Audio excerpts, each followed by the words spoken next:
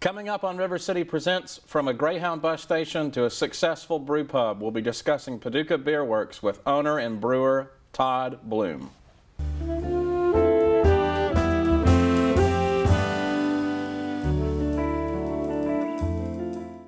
Welcome to River City Presents. I'm Daniel Hurt.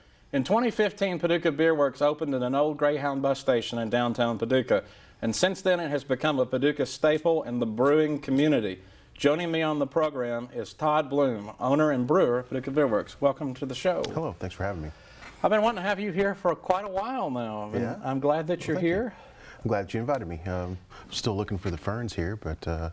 This is not between two ferns. If you're looking for Zach Galifianakis, he's more fun than me. But I will say that we could get some lattice or something out here and make it real nice. So spruce it up a little. So tell everybody a little bit about who you are and sort of set the scene and how you landed on Beer Werks, the name, and how it came to the Greyhound bus station. Well, I was in North Carolina, and I was working for a tax software company. I worked there for a while, and then I was back and forth to Colorado, and then my parents they were sick, and I felt like I needed to come home. When I came home, started looking around for something to do. Of course, my dad was like, "What are you going to do?" And I thought, "Well, I could go to CSI. There's so many things to do here." And he's like, "Well, if you could open up a business, what would it be?"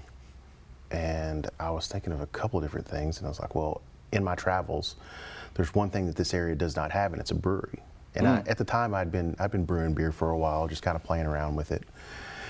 And I ended up just kind of looking around and reached out to a couple of friends that were here, that were business owners, talked to them, said, "Hey, what would you be interested in opening up a brewery? Do you think it would go over?" And they were okay with it, and they said, "Yeah, let's look into it." And that's kind of how it all started.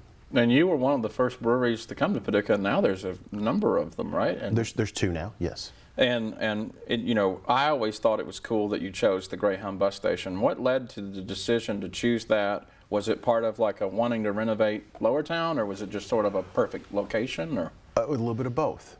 I originally I had worked with some people, and it kind of got, it was kind of priced out of it a little bit, and felt like I didn't have the the hands-on that I wanted to. So I started looking for buildings, and Paducah has all these empty buildings. At the time they did. They're starting to fill up now, which I love seeing. It's great. I love seeing it.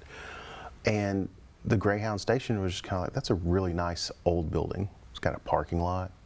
It's got a canopy, so you can get under there, and you could have an outdoor area.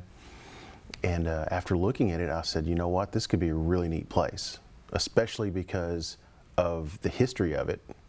It had the old terrazzo floors, and it just lended itself to. I could see it immediately when I walked in, and I ended up we got it and just started doing the work on it. So, tell me about the history of the bus station. That closed like in the late 2000s. It closed in the late 2000s. It was actually, the building was so big they separated it, and there was Lambert's Vending in one side, and then just the Greyhound station in the other. The funny story was when I bought the building, it had a $91 million lien on it. Oh, wow.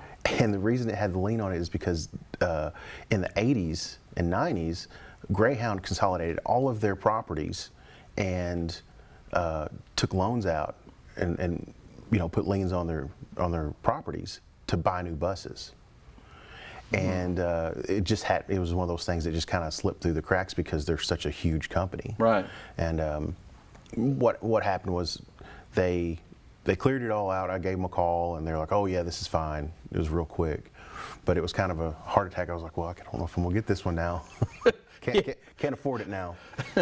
But they had to consolidate, and they got smaller because airports, just traveling became less about riding in a bus, right, and more about efficiency. And so, whenever you did purchase the building, and talk a little bit about the renovation. How much of it is still original Greyhound bus station, and how much of it is stuff that you all built inside and brought yourself?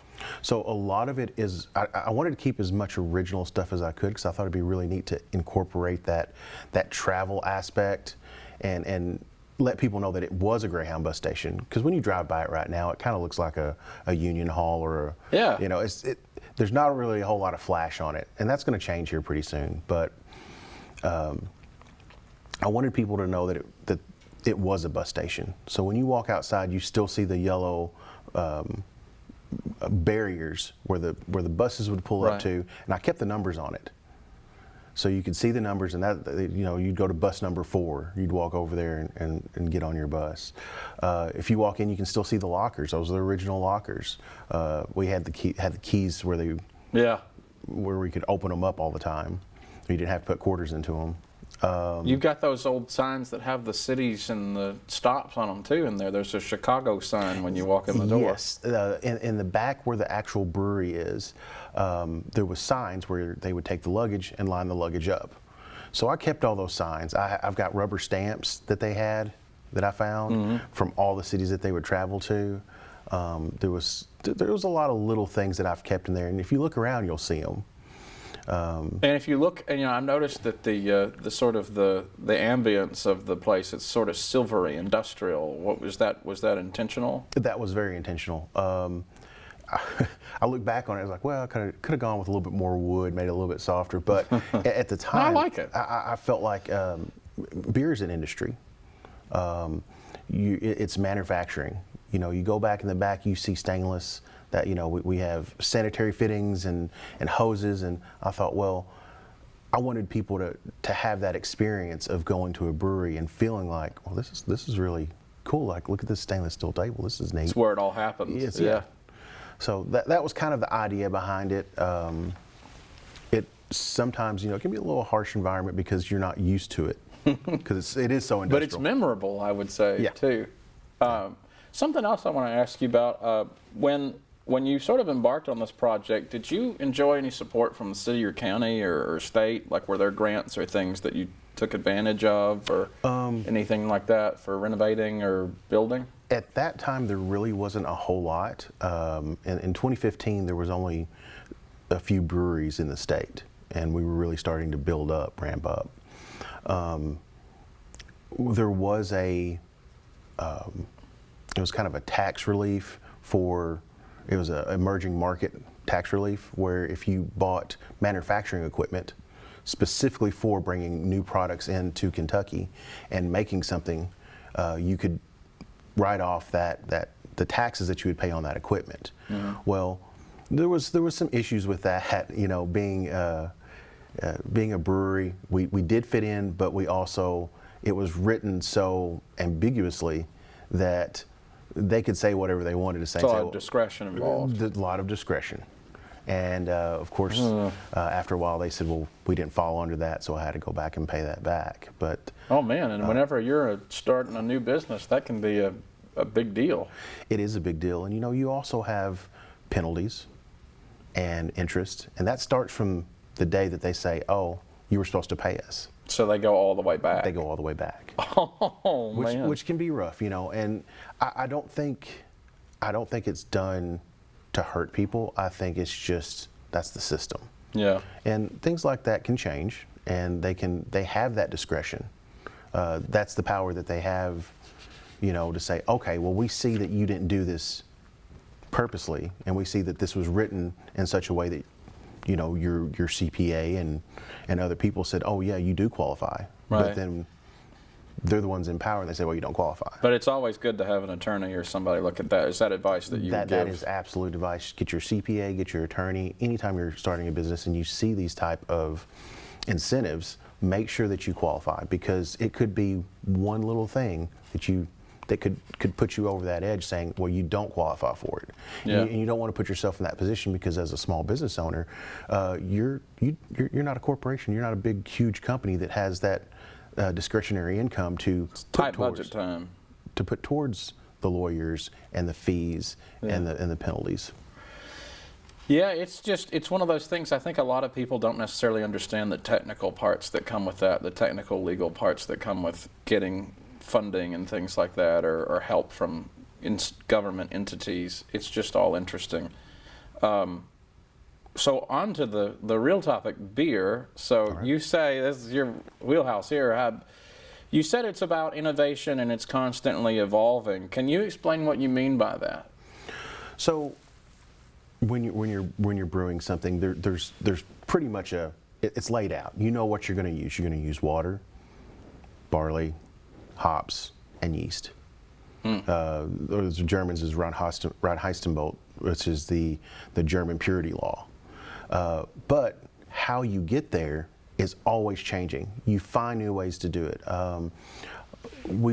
Depending on your system, we have a system where we use hoses and pumps. Everything is manual. Whenever the grain is coming into our mash tun, we use a paddle and we mix it up ourselves. On some systems, you don't have to do that. You have an auger that's in there that constantly spins, and it makes it easier, makes it faster. That's where the innovation comes in. And you said, we did a pre-interview, you said it was kind of like the manual transmission of beer making. My system is a manual transmission to an automatic that's, kind of, it's luxury. You can do things a lot faster and a lot easier, but it's still not bad. Still enjoy it. But people think beer is beer, whether it's like a Michelob or a corporate brand or whatever, but there's ales and all kinds of different stuff. Can you talk about the sort of variety that you offer and what's going on? Yes. We have a different variety. We do ales. We also do lagers. Those are the two main that we stick with, and we try to do traditional beers. Nothing really wild. No, we don't do hazy IPAs. We've done one, and it's not my favorite thing to do. I like to look at a style and say, okay, here's what this style is. How can I make a beer that's unique but fits into this category and tastes delicious? And that's kind of the challenge. So you look at it, you study it, you look at what that little area is that you're trying to fit into, and how you can fit into there with unique grain, hops, and yeast. Yeah. So talk about. You said it was hazy. Describe what you mean by that. I just find that interesting. Well, you have beers that are not clear. And when it's not clear, it's going to have a haze to it. When they say a hazy IPA, it's almost you can't see through it. Usually, we don't filter our beer. We pull the yeast off and then we transfer it into our bright tank. And during the time that it's sitting in that bright tank, when we're going to carbonate it, so you get the bubbles, we want that any type of residual yeast that's in there to flocculate down. And that's where you get that nice, crisp, clear beer. And that starts from the beginning. Walk us through that. So as you're brewing, when you get it into the boil kettle and you're boiling it before you put in your hops and your other ingredients, there's a little rest, and we call it a trub rest, which trub is cloud. And you just kind of scrape that off. And what you're doing is you're getting any type of, it's unfermentable proteins that could create a cloudy look to the beer, because you want the beer to be clear as you can be. You want to be able to look through it. That's what people like. Yeah. And that's just one of the steps that you do to make sure you have a nice, clean beer. But you also have, and I think that's something that draws people in there particularly. But you also serve bourbon and things like that, and wine as well, right? You're not just a beer brewery. Right. I learned that at the beginning. Whenever we started, I only started with beer. I felt like my job as a new brewery and a new business in town was to educate people on craft beer, because they're so used to the macros around here, And we still get people coming in. It's like, oh, do you have Bud Light? No. It's like, oh, I don't want a beer. And then we have to say, hey, well, why don't you try this beer, which may be our Dude Pilsner, which is a lighter beer. Say, why don't you give this a try and see if you like it? Most of the time they're like, well, this isn't bad. I like this. I'll have one. But there are still people that are just like, no, I'm going to stick. They want to stick with what they like and what they know, and that's fine. But we've done our job by educating the public in this new business and the new product for the area. And you get people that have never had it before and they like it and they come back and they're repeat offenders. That's the goal. That's the goal. Talk to me about logistics. We had a conversation before about some things that maybe the government or that they're getting better about, some archaic laws sort of from the Prohibition era that hadn't quite been repealed, and that impacts your ability to serve your product, right? Absolutely. Whenever I first got into the business, we had a 3-tier system, which we still have a 3-tier system. It's just modified in the state of Kentucky. The 3-tier system is you have your manufacturer, your distributor, and then your retailer. And what would happen is I would make the beer, I would sell it to the distributor would take it to the retailer, and the retailer would sell it to the consumer. That transaction really cut out a lot of income that a small business could earn by being able to take it directly to the consumer. And over the years, the state says, oh wow, look, this is income that can help this industry grow, and they have changed that, which it's invaluable to us. We really need that. Now I'm able to sell you a keg. Right. So you can take it to your house and put it into your kegerator, where before, in 2015, we couldn't do that. So first, the thing that comes to mind when I hear you say this is, if you have to change hands 2 or 3 times, it looks like you're going to have to cut the price of your product so the distributor can have a piece of that pie, and then the consumer, it wakes its way down. So does it feel sometimes like the originator, creator of the beer sort of feels like they're at a disadvantage in that? A small business, a small brewery like we are, that is a disadvantage. The advantages that we get is advertising. I want to have it locally. I want people to see it. If they go to their favorite spot in another place, down by the mall or whatever, and my beer is on there, they drink it, they're like, oh wow, this is cool. Hopefully they'll say, well, that's right down there, downtown. There's a chance they're going to come visit just to say, well, I had that at my other spot and I came here to see what it was like. That's how I gain customers. The other issue is the quantity. It's with that 3-tier system, you have to make such a large quantity to make a living on it. It's almost impossible. So if you're not a big successful chain that can work with the distributor, if you're just like starting out, it wouldn't be in your financial interest to have a distributor if you didn't have to have one. Right. Now, at that time, we had to have one, right, because that's how we paid our taxes. So we would brew so much. We had a slip that we would send in, and it would tell them how much we produced that month, and then we would write the distributor a check, then the distributor would write the state a check. Right. And it was agreed upon how much you would pay per gallon.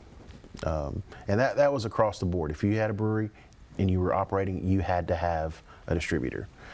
And you talked about something that I thought was really interesting, that with distributors in general, if you wanted to sell a keg to another local business, even if it was just a couple miles down the road, it would have to go a longer distance and set and then be taken to there, right? The law at the time was you would, let's say you want to send them a keg, you would fill the keg, the distributor would pick it up, they would take it to their warehouse for 24 hours.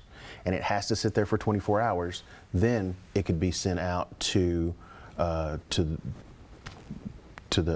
retailer. It reminds me of when you send mail here, it has to go to Evansville Right. and set and then come back to wherever it is, even if it's just right down the road. It just seems like a lot of headache, but you said that that's changed. So now it's not as simple as you can take it down the road and hand it to someone, but it's a little easier, right? Well, it's much easier now, especially since we have a hybrid law where you can self-distribute. Okay. So if you're a new business and you don't want to have a distributor, or it's not in your best interest at the beginning, you can take that and you can self-distribute. You can keep that money, and later on, when you start to grow, when you've reinvested, that's when you say, hey, look, they already have the infrastructure, we can use them, and they're still needed. Right. Well, something else, not to change the subject terribly, but I thought this was really cool in our pre-interview, but Paducah is a UNESCO city, and people often forget that we have the really cool arts and cultural thing. And you had worked with a couple of Chinese artists during a 2-week period when they were staying here through an artist relocation program from Jingdezhen, China. It was Southern Sloth Brewery. Yeah. It was a father and son. Their art was they made pottery, and he would make growlers, but they also had a brewery.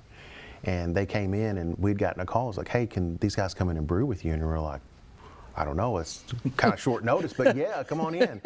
And it was a really good experience.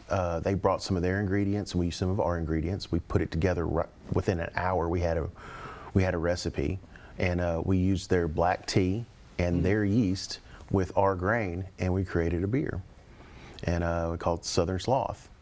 And it was really neat because his son spoke English and the father did not. Right. And the son had an interview or something going on with UNESCO. And it was just his father and us sitting there brewing a beer, and we were able to communicate through the language of beer. And, Yeah. and we knew what was going on. And when he wrote it down, he pointed at it, and I understood him. And So it was really neat. That's really cool because, like, it's amazing. Even though you don't speak the same language, you do speak the language of beer, so to speak. So you could. It was really, it was shocking. I was like, oh wow, I understand what you're talking about. Okay, let's keep going. It's great because it's like, Yeah. you know, Paducah, Kentucky meets Shenzhen, China, or Jingdezhen, China, and that is just a fascinating story for me. But you know, you're a brew pub, so you're not just a bar and brewery, you're also a restaurant. So talk about your food. What was your thought process when developing the menu? Well, the idea with the menu was to have a few things on the menu, but do them very, very well. Pizza, wings, you know, something that's really easy. The basic necessities. The basic necessities, because that without food, you know, you can have maybe one beer and you're like, well, I don't need to have any more because, you know, I don't have any food. I don't want to get inebriated. Yeah. Food helps. It also goes good if you can pair it good with a beer too. I bet it does. What would you recommend? Or anything. Just come on down, it's right? all Yeah. good. It's all, well, my favorite is our pizzas. Is it? Yeah. Well, one item in particular that I really like is your pepperoni chips, and I understand that that's something that you came up with yourself along the way. So in college, we're looking to cook things, anything, you know when you're there. You're on a budget. You're on a budget. You're just like whatever. And I took some old salamis and I threw them in a pan and crisped them up real good. They were nice and crispy. And I was like, man, that's kind of like pepperonis. And I had some pepperonis and I did it with pepperonis too. And then I was like, man, this is just like the pepperoni you get at the end of the crust that you grab and you eat before you dig in. And so we made a whole basket full of them, and it's really easy to do. And then you have the spicy ranch that goes with it too. The spicy ranch, it's sriracha ranch. You know, we put a little sriracha in it, mix it up. The idea behind that was when I was in Asheville, North Carolina, there was a place called Biscuit Head. And I'd gone in there and I was eating, and they had a sriracha maple sausage patty. It was so good. And I was like, I want some type of sriracha sausage. You sort of were influenced by that a little bit. Yeah, absolutely. And so we did that with our sausage for a little bit. We had sriracha sausage, just mix it up. And but we moved away from that, and we started using it in the spicy ranch. Well, you have a lot of food options, and you have specials and things. You had, at one point, you had hummus, and I'm a hummus snob, you and said you I liked dreamed hummus. about the hummus, man. That was good. A couple of weeks ago, or a little bit further back, I interviewed Jean Rhodes, who's the administrator of a Setter Coffee House, and she talked about how she really gave credit to the front of the house workers. She said, while we're in the back doing the paperwork and stuff that's important too, it's really the front of the house people that create that positive experience and want people to come back. Do you agree with that? Would you say that how do you feel about the environment that your employees create? I agree with that 100%. When someone comes in, we want to create an experience. And the guys that are sitting up front are the faces. They're the ones who are going to make sure their food's there, make sure their drinks are on the table. You know, they're going to create that atmosphere and that experience so it makes them want to come back. Oh, I had a great time there. I want to come back. So that's what they do, and that's what they're good at. And our crew they do such a good job of continuously creating that atmosphere that we've grown. And you've had some long-termers too. You've had folks that have been there since the first day. We've got a handful of people that have been here since day one. They're happy. We make sure that that they're a part of it. They help grow the business. It's got to make you proud to know that a group of folks would want to stay long-term, would really make it sort of their own place as well. I look at it that way and think that I want to create an environment that I would want to be in and I would want to stay in. So we create a good atmosphere that, we work with them. Everybody has a life we want you to have a life, but we also want you to enjoy your job. So there's got to be a balance, and we try to work with that balance. That's really great. Yeah. Before we go, I want to ask, you're brew pub, you've been there since 2015, you distribute now, you make your own canned products, your own beer, and you sell it to consumers. So what's the future of Beer Werks? More cans, more distribution, more product, or a second location, or? All of the above. Oh, I like that. Yeah. I've just purchased some more fermenters so we can, because this year we've really sold a lot more kegs. So to keep up, I've bought more fermenters. I've been in talks with a couple people of a different location to expand and grow. That's the dream, is always to continue to grow and be successful. And you also have to realize, in the economy we're in, you have to kind of play it like chess. And I'm always looking for that next move. Well, it's also, it's about the best entrepreneurial spirit that you can do. And, it's great to see Paducah coming back. And the fact that you're talking about expansion tells me that Paducah is coming back. So, but we're about out of time. And I want to thank you for coming to the show, Todd. And you're welcome back anytime. I want to hear about what's coming up next for you. Sounds great. I'd love to come back. All right, sounds good. That was my guest, Todd Blume, the owner and brewer of Paducah Beer Werks in Lowertown, Paducah. Thanks for joining us. We'll see you next time.